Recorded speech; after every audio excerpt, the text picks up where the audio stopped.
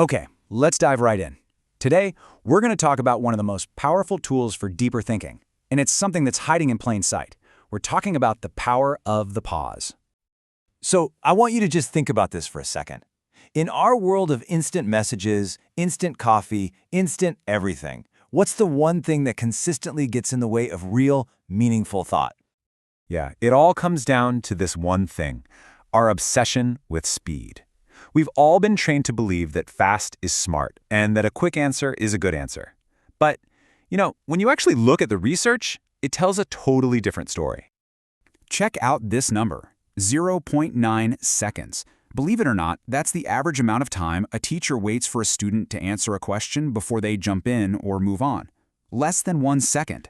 A window that small doesn't reward thinking. It just rewards who can spit out a memorized fact the fastest. And this whole idea, it actually has a fascinating origin story.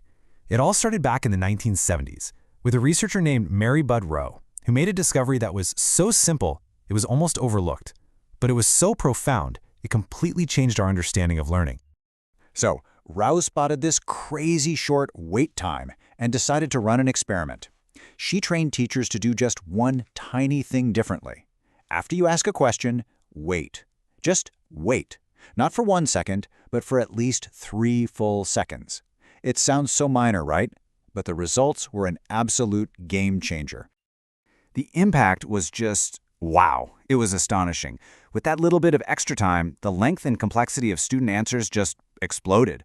Way more students started participating. They started asking their own questions, and the number of kids just saying, "I don't know," totally plummeted. The whole classroom dynamic was transformed.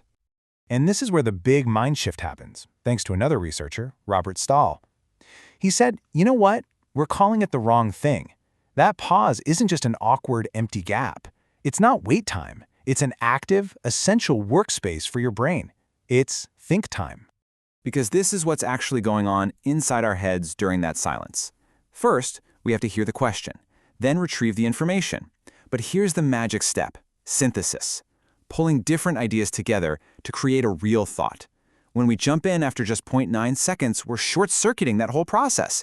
We're stealing the best part.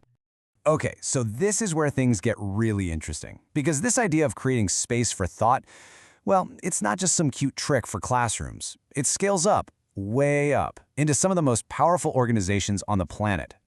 You see, the exact same logic that transforms a third-grade discussion is being used at the highest levels of business to prevent billion-dollar mistakes and to generate world-changing ideas. They've learned how to weaponize silence. This quote from Jeff Bezos just nails it. He realized that the typical corporate meeting, with the flashy PowerPoint slides and the most charismatic person winning the argument, was a terrible way to make big, important decisions. So he blew up the whole model. Imagine this. You walk into a senior meeting at Amazon and there's no PowerPoint. Instead, you're handed a detailed 6-page memo. And for the first 30 minutes, dead silence. Everyone just sits there and reads. It's the 3-second pause, just on a massive corporate scale, forcing everyone to actually think before they talk.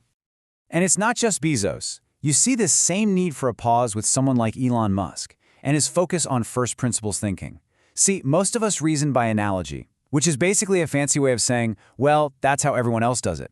But to use first principles, you have to stop, pause, and question everything. And you want to see what that kind of pause can do? Look at this. 2%. By thinking from first principles, Musk realized that the raw materials for a rocket, the actual aluminum, copper, and so on, cost only about 2% of its typical price tag.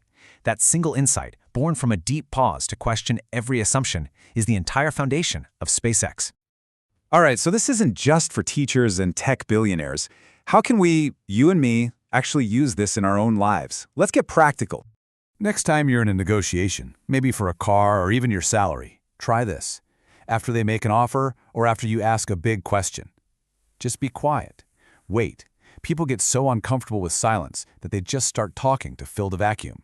And when they talk, they often give things away or even start negotiating against themselves. Here's another one. If you're a manager or a parent and someone gives you an answer that's kind of right but sloppy, don't just nod and move on. Ask them, "That's a good start, now say it again, better." This simple prompt forces them to do a second, deeper round of thinking, and it signals that clarity really matters. And finally, cold calling. Now I know, this gets a bad rap, right? It sounds scary, but think about it this way. When it's done right, it's not about fear, it's about inclusion. If everyone in the room knows they might get called on, then guess what? Everyone uses that think time to actually prepare an answer. It gets everyone's brain in the game. So, do you see the pattern here? It doesn't matter if we're talking about a classroom, a boardroom, strategy, or a negotiation. Our default setting is always to go fast. But when we intentionally, deliberately, build in a structured pause, a slow intervention, the result is always a richer, deeper, and more innovative outcome. Every single time. And look, this couldn't be more important than it is right now. We live in an age where AI can give us an instant answer to almost any factual question. Speed and recall are officially commodities. They're cheap. So if instant answers are a commodity, what's left?